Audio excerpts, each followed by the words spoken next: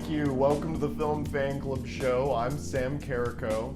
I'm sorry, it's been a while since we've had a proper show, and I'll be honest, that's just how long it took me to recover from Red Taylor's version. But a lot's happened while we've been away. Spider-Man No Way Home tickets went on sale last week. Have you gotten yours yet? I mean, various ticketing websites were crashing as soon as the tickets went on sale. Sony has been releasing more TV spots, and we even got individual character posters featuring Doc Ock, Green Goblin, and Electro. But in the famous words of J. Jonah Jameson, I want pictures of Spider-Man, damn it! Or Spider-Men? But with all this Spidey news, producer Amy Pascal has been eager to tease Sony's upcoming Marvel projects. She announced during an interview last week that they're actually already planning another Spider-Man trilogy with Tom Holland.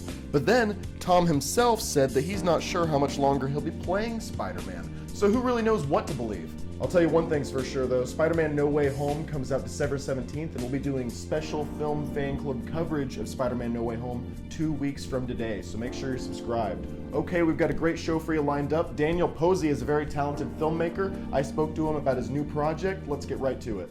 Okay, join me now. He is writer, director, Daniel Posey, good friend of mine. Welcome to the show, Daniel. How are you? Great, Sam. Thank you so much for having me. I've been a huge fan of your show and what you've done with this. Since I have gotten to know you and following your journey. So I love it. So thank you so much for asking me to be a part of it.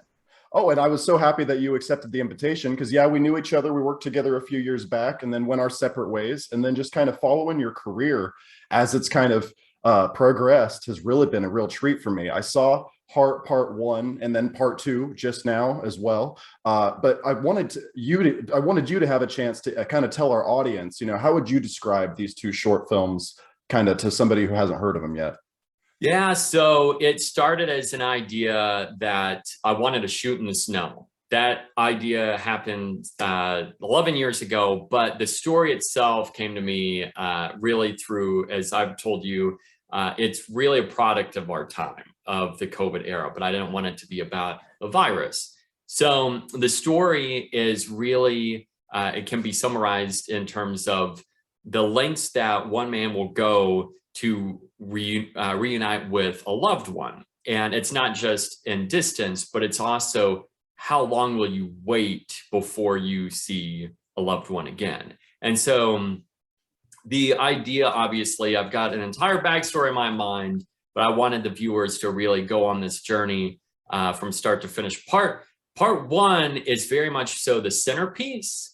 And then part two is a prequel sequel, so to speak. It's the first half or first part and then the last half of this story. And it's interesting because part two, I had written that and shot all of this. And then about a month later, I see A Quiet Place Part 2, which the structure, without giving anything away, is it follows a structure kind of like this. I'm like, what? Now everyone's going to be like, I'm ripping this off. But I literally had no clue that it was going to be like that. And then that's in my mind how I wanted, because I wanted to hook viewers with part one. I wanted to go on this very slow burn journey. It's almost like a silent film, and to shoot in the snow. And I wanted to apply this John Carpenter style horror story, but it's a thriller. And then part two just goes off the rails.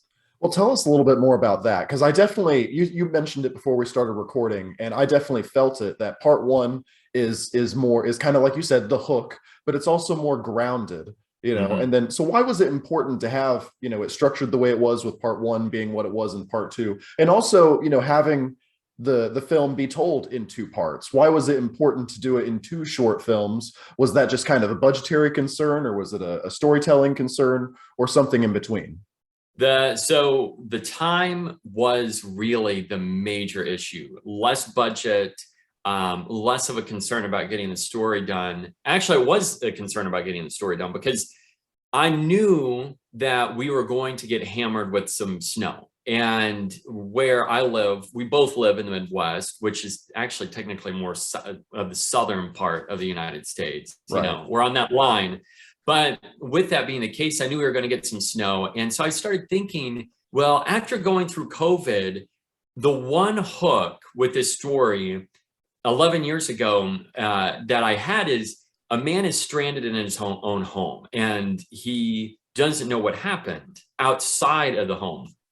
And so there was nothing that really sold me on how can I portray this message and it be believable as an audience member of saying, yeah, you could be stuck in your home, but then COVID happened. I'm like, there we go. Now that makes that more tangible in terms of understanding. So with that, I had this idea of a man's inside. You don't really know why, but he's acting really strange when he gets an audio recording, and he's not sure whether or not to respond.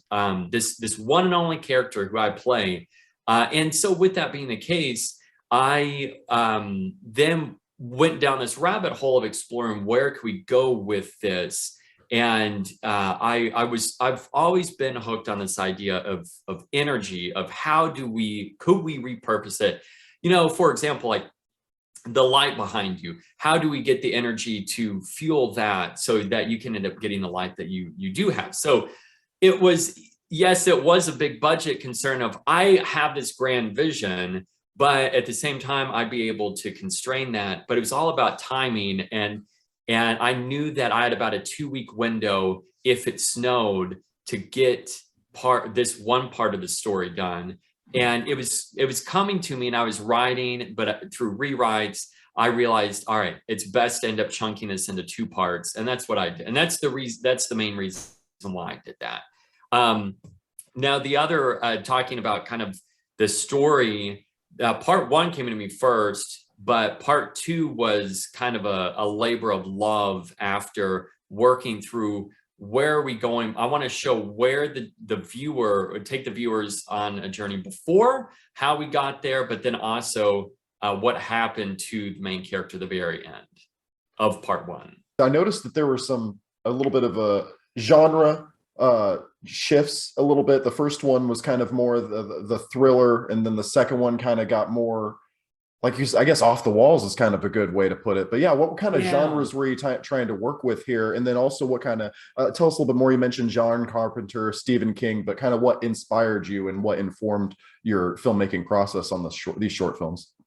The one thing that inspired me the most outside of the idea and shooting in the snow was music, and this idea of, I love what John Carpenter has created in the past with his films, like The Fog. The Fog's a major inspiration for a story like this, because the amount that he created that film for, but beyond that, certain film techniques and working with such a small, limited budget, stories like that, it really inspired me, because I wanted to tell really a ghost story that was shot in the snow. And I didn't want it to be really this grand, but as I started getting deeper into the story, I realized I needed to flesh out this idea of, is what I was saying, electricity and where the energy is going, because I wanted to tell, as you said, kind of a thriller, but the deeper I got into part 2, it became real sci-fi. Like, it started wading in the trenches of sci-fi,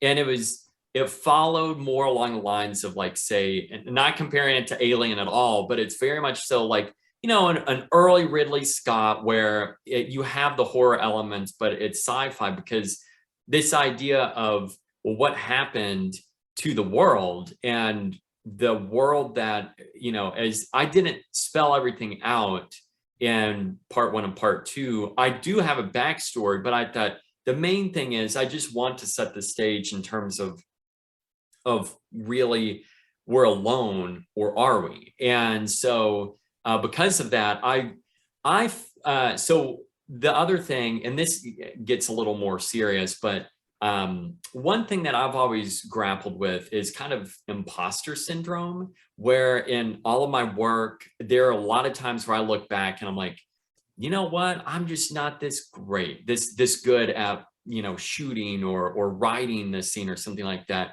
And then looking back, I'm like, man, I was really beating myself up over this. I'm my own worst enemy. So I played on that idea, but I created a story in the veins of that, because I mean, with COVID and quarantining and self-isolation, it was less about loneliness for me, but then me replaying a lot of things in my mind over the last year, 2 years and more of, am I really this, like, do I consider myself to be this skilled in this area? Or so that's where the story I wanted to go, like take a character who has spent a lot of time alone, but then start second guessing your actions. And then in part two, you see the heroine, played by Ari Gardner.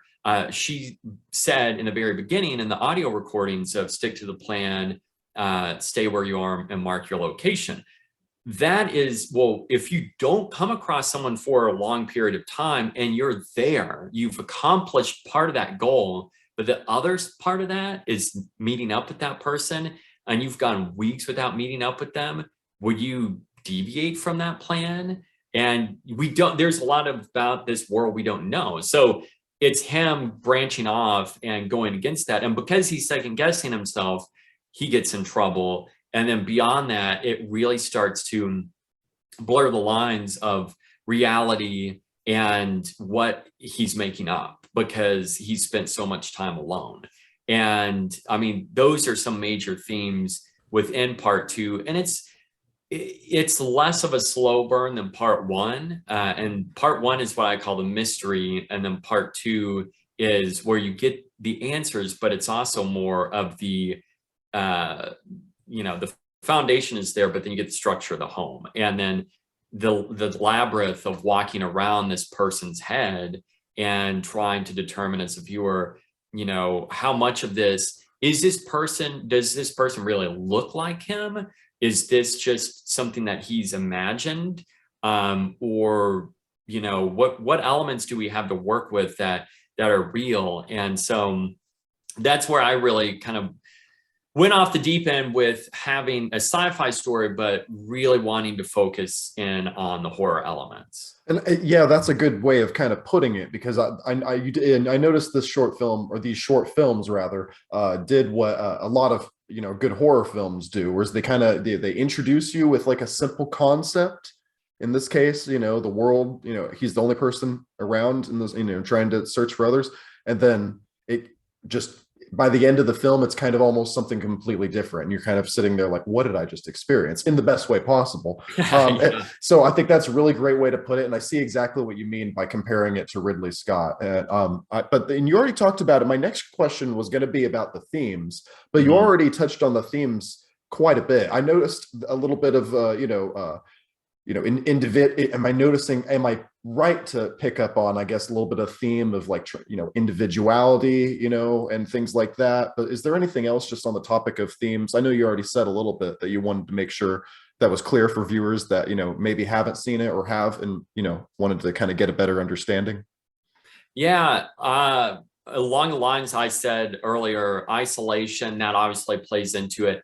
And also mental health. That is something that I really wanted to kind of live within this character. And I'll be honest, Sam, there were times that while writing or shooting this, it was tough, because when you get in a certain mind space of how much, like, the stress of almost kind of being alone, it really started to wear on me at times, because I felt a little bit like the character, where I was not necessarily alone in the world now, but rather in my ability to achieve the things that I want, I felt alone. And that was a struggle.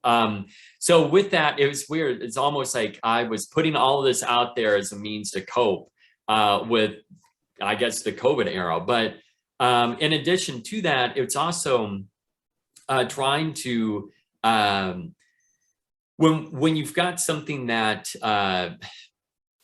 I'll say, I mentioned it being a ghost story, and I wanted that to be something that we have kind of the remnants of a world, but it's changed so drastically, and what parts of that are still the same and which parts are totally different. And through that, in the various seasons, because this was shot in every single season throughout the entire year or a year, and it was really showing a progression or regression, or one or the other. And that's really where I wanted viewers, I wanted to pose a lot of questions. And as you said, have viewers at the end of it ask themselves kind of what they thought happened. I actually got a message this morning about someone noticing a lot of religious symbolism, which I purposely, once again, tried to chalk it full of a lot of different symbolism. But in part one, one idea is walking by a church, and it seems very subtle. But then part two is very much so, it dives into that. And something very, very subtle is at the very end, we shot the end in 5 different locations. Yeah. I don't know if that's something that you could tell, but I was telling family members about that because there were different shots that we only had so much time to work in a space. And then one idea that I wanted is to have the ending, it's a wide shot and it's at a church, and it's the church he walks by for 2 reasons. One, he walked by that, it's foreshadow, but beyond that, it's also this idea of, well, 2 reasons. One, it's kind of this idea, and I'm not trying to be sacrilegious here, but like a resurrection, it's literally giving birth to what's happening now in the world. And then also, how do you cope with that? And are you going to like, how will you beyond that go forward outside of the walls? But as the door's closing at the very end, it's very, very subtle. But you can see one of the signs that says Fellowship Hall on the outside of that. And the other reason why I want to shoot in the church is very much so like the fog. That is one of the locations that I don't want to give anything away about that story, but it literally ends. There's a scene that ends with you could say a foreshadow to a church. And because of playing into the ghost story element, one idea is like, if you're stuck in a church alone, that's to me, that's like eerie. It's like one of those buildings that it's like completely empty. It's a warehouse almost. And under normal circumstances, it's filled with a ton of people. But what happens when it's not? To me, that's just like, that's a really, like large, open, empty spaces to me are just the reverse of claustrophobia. And it kind of freaks me out. Yeah. Again, the film Heart Part 1 and 2 available on YouTube and other platforms, I imagine. You've kind of built a little bit of a universe with this. Do you have anything kind of that you'd like to do in the future? You mentioned you have a whole backstory in your head. You kind of anything that you want to do with this in the near future, or just kind of what other projects do you have lined up? What can we look forward to from Daniel Posey in the near future? Before we started recording, I told you I'm taking a break, and I'm enjoying that for like a little while because I do have other ideas. Building this story out, there is a universe, as you said, because this was ideally created as one of 3 stories, not following the same characters, but one of 3 stories. And this is one of the 3. And each one has a different format. This just so happened to be broken into a part 1 and part 2. I've also been asked by a lot of people to release a part 3. That was not intended. I did not intend to do that, but a few coworkers, friends, family members have been asking, but unless something really pushes me to do that, I'm not going to. But through this, the next 2 are what I call spiritual sequels that will follow in the same universe, as you said. But both of those will require a hefty budget, a larger cast and crew. So, creating both of these films almost by myself, outside of my sister helping shoot in the very beginning of part 2 and my dad helping with parts of that as well, and a graphic artist, and getting some actors involved in part 2. It was very much so done by myself. The other 2 will not be that way at all. It really expands this world. And I think there's more to it. So if anyone who's wanting to finance a couple of projects coming up, this is a shout out. Give me a ring. I'd love to chat. Yeah, that's, as of right now, that's in the future. I do have an idea for going back, and I've got a short film that's next that is done and shot, but now I have to animate it. So it's going to take some time, but that's why I'm taking a little bit of some breathing room right now. But a lot to be excited about in the future, it sounds like. So of course, I'll put a link to Heart parts 1 and 2 in the description of this video, and I'd encourage anybody who's watching this interview and enjoyed it to check those out. Daniel Posey, thank you so much for joining the Film Fan Club show. I hope to have you back soon. Awesome, Sam. Thank you. Okay, that's our show. I'd like to send a special thank you to Daniel Posey for joining me this week. I had a blast talking to him about his new short film, Heart. I would highly recommend you guys check out both parts 1 and 2. I'll make sure to put links to those in the description of this video. I'll see you guys next week. We'll be back with another Film Fan Club show. And of course, the Monday 2 weeks from today, we'll be talking about Spider-Man No Way Home. So you're going to want to make sure you are subscribed to this YouTube channel. I'm Sam Carrico. You can follow me on the various social media sites at Samuel D. Carrico, and I'll see you in the next video. Thank you so much.